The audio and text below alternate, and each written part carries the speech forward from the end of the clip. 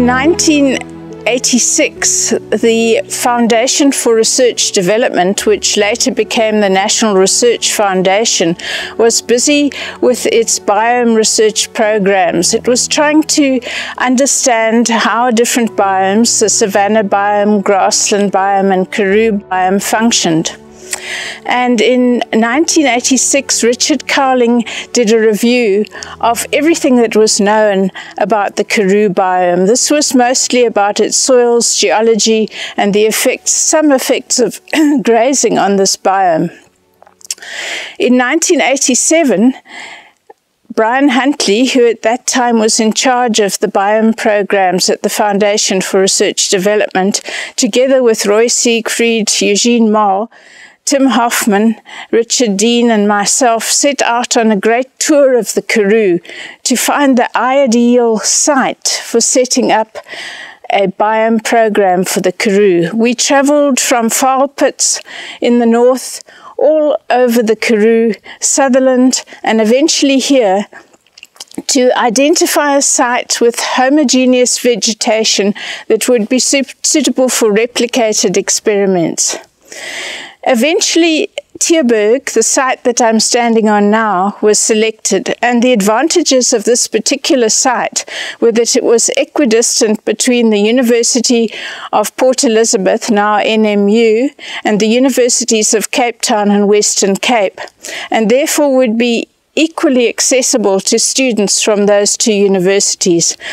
In addition to that, there was a large empty farmhouse suitable for student accommodation, and this beautiful scenery that you see behind me, which was attractive not only to local people to come and do research, but also the hope was that it would attract researchers from all over the world who were interested in arid ecosystem functioning. So Richard and I came to live in this area in 1988, and in the same year 100 hectares was fenced out of a working sheep farm. This is the LTER, or the Long-Term Ecological Research Site, now called Tierberg and now managed and owned by SAEON. And today we're going to tell you about some of the long-term ecological experiments going on this site.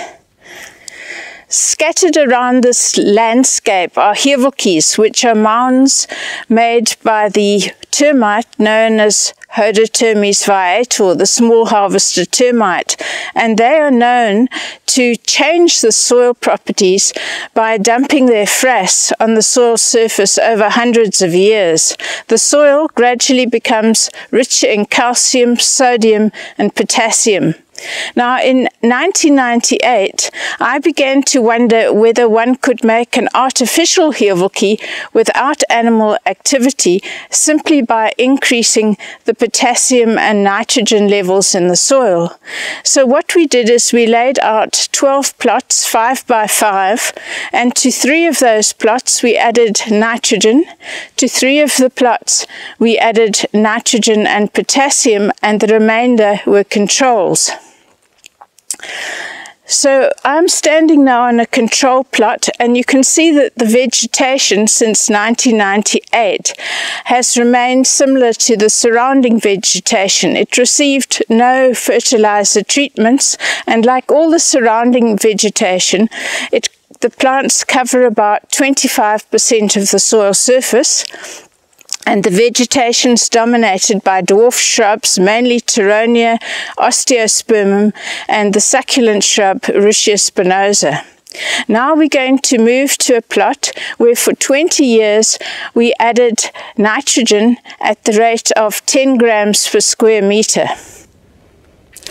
So now we are standing at a plot where we added nitrogen for 20 years, and you should be able to see that the vegetation is denser and that it includes a number of dead-looking shrubs. This indeed is the case.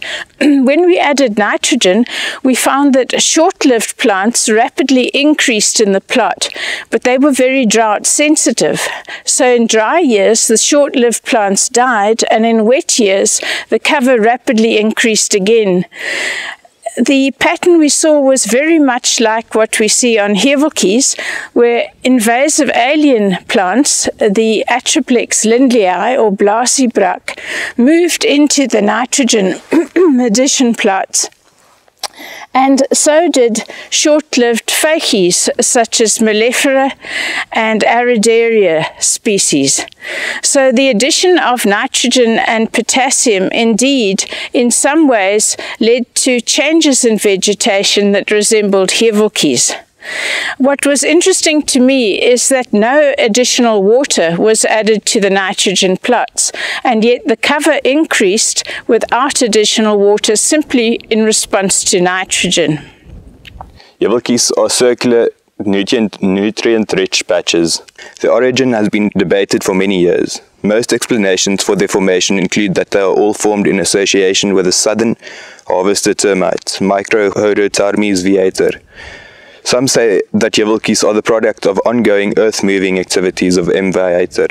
Others suggest that they were formed during the Pleistocene by termite species that no longer occur in these areas. Kramer et al. Concluded that heveltjies were caused by regularly spaced shrub clumps that protected the surface from erosion.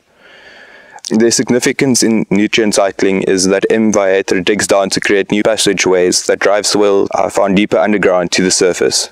Heveltjies also attract other mammals which disturb and fertilize the soils. The loose soils attract mammals that bury their dung like steenbok and aardvark. This turns the soil and mixes the different soil horizons. Because of the turning of the soil and the nutrient-rich state thereof, vegetation in heveltjies are different from the surrounding areas. Heveltjies are rich in calcium carbonate derived from plant debris that was brought into the nest, and salt. The pH is high on heveltjies, and they have a finer topsoil compared to the soils around them. The moisture holding capacity is lower on heveltjies than that of the surrounding soils. Thus, drought deciduous halophytic plants thrive on them, such as Mellifera lutea and Atriplex lindleyi. The dominant species found around heveltjies are Rutia spinosa and Petronia pallens, making it quite easy to distinguish the borders of the heveltjie. The heveltjies occur between 29 degrees and 34 degrees south and 17 degrees and 22 degrees west. The mean density of heveltjies are 2.2 heveltjies per hectare, making it 220 heveltjies per 100 hectare in this area. So because the soils on the heveltjie are a bit different and the vegetation on them, it's quite easy to see them from satellite imagery. One of the long-term ecological research studies conducted by SAEON at Tierberg is the phenology. We look at the changing vegetation related to climate. For instance, looking at this Rutia, we can see that it had some fruit a while ago, and we can check when it's seeding or when it's growing. Especially now when there was some moisture, we can see new growth occurring. Another example is this osteospermum, which currently is flowering. This happens during seasons, but also is influenced whether there is rain or drought occurring in the environment. This burning experiment was done 15 years ago in 2005 as part of Dr. Seb Rachlau, now at Sanby's PhD. So he wanted to understand whether if the area was invaded by an alien grass, for example, fountain grass, would the vegetation burn? And if it did burn, because this is normally a fire-free vegetation, how would the vegetation change? So what he did with the help of Brian van Wilgen from CSIR was to pack dense fountain grass tussocks, dead ones, in among the vegetation here on 5 plots. Each plot was 10 meters long and 2.5 meters wide. We then set light to the grass, and it very rapidly burned everything. All the dwarf shrubs and all the succulents burned off in a matter of a minute or so.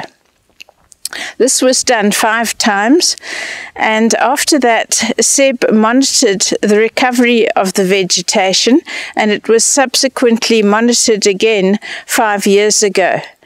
So what you'll see in these plots is the stumps of the dwarf shrubs such as Tyronia and Osteospermum and Rutia that were burnt off, and you will also see interesting regeneration patterns. Whereas the Russia came back within the first 5 years from seeds that probably washed onto the site, Osteospermum was the only resprouter. So this, also known as Bitu, is now the tallest plant in the plot. This is a highly palatable plant, and it stores carbohydrates in its roots, and this is probably why it was able to recover so rapidly from fire. What was even more interesting is that the dominant species, Tyronia pallens, was unable to recover by resprouting, and it took many, many years for a few seedlings to establish in the plots, and these, after 16 years at present, are only 5 centimeters high. We'll now move on to an unburnt plot so that you can see the differences in the vegetation density and structure.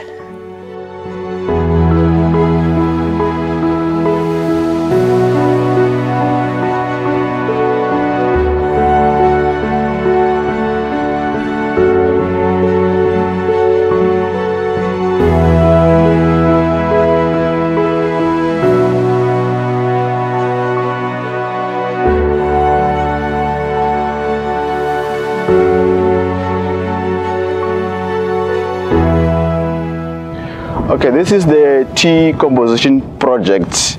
It's part of the International Tea Composition Project, or the Global Litter Decomposition. It was led by Ika from Austria.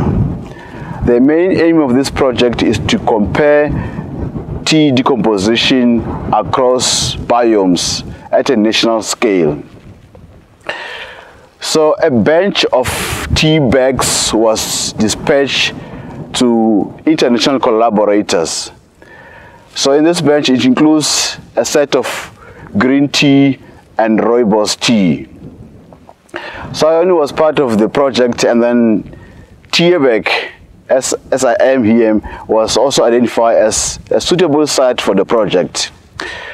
Most of those collaborators, they're coming from the arid region in Australia, and even some of the African countries, they get involved in the project. As you can see here, 4 treatments or habitats, they were identified. So this is the open habitat, which is the plain, and then we got the yovokis. We also have the drainage line, and one of the habitat which was identified was the understory or under big shrub. So the tea bags were weighed before they were buried, and then they were tagged for identification, and then they were buried on the topsoil. So every year, in this case it's December, we come and then we dig them up, we weigh them, and then we record them in the data. So this is the 4th year that we've been doing that. So we expect that, the weight of the tea bags, will get lower and lower as the years come along, because it will be decomposing. But there are challenges with this project. As you can see, some of the plots, the ropes get snagged. Some of the animals, they dig them up, those tea bags, and then those that are buried in the floodplain or the drainage line, they get damaged whenever there's like a rainy event. But the project has been going well. There is a first set of data that was sent, and they already have like a paper that was published in 2018. So SAEON will continue this project until 2025. That will be the last bench of tea bags that will be retrieved and weighed. So we hope that there will be some positive outcome of this project, and also other countries, or in South Africa, other institutions that can get involved in the project. Grazing used to be a problem in this area of the Karoo. The neighboring farms had moderate grazing on the northern side with sheep and cattle, and on the western side there was a bunch of other herbivores, including springbok, horses and ostrich. Currently still some ostrich and springbok and smaller antelope happening. The project started to look at the rehabilitation potential of the karoo and look at how to recover following overgrazing. Plots were set up within Tierberg, which is already an exclosure, so that is our control. 5 in the moderately grazed area and 5 in the overgrazed area.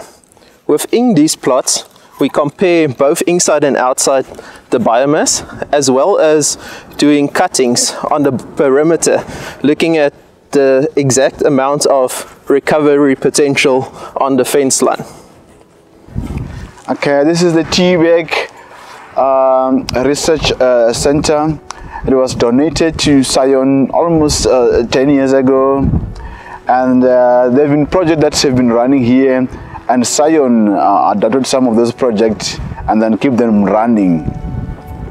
So we also open for other future ideas, collaborators who got ideas and meant to do some projects. We open for them, and then we also have the SAEON, which have got 6 landscape projects. And then Tierberg and Vulvakral, they also have been earmarked for projects, and that will open a lot of other projects under SAEON going forward.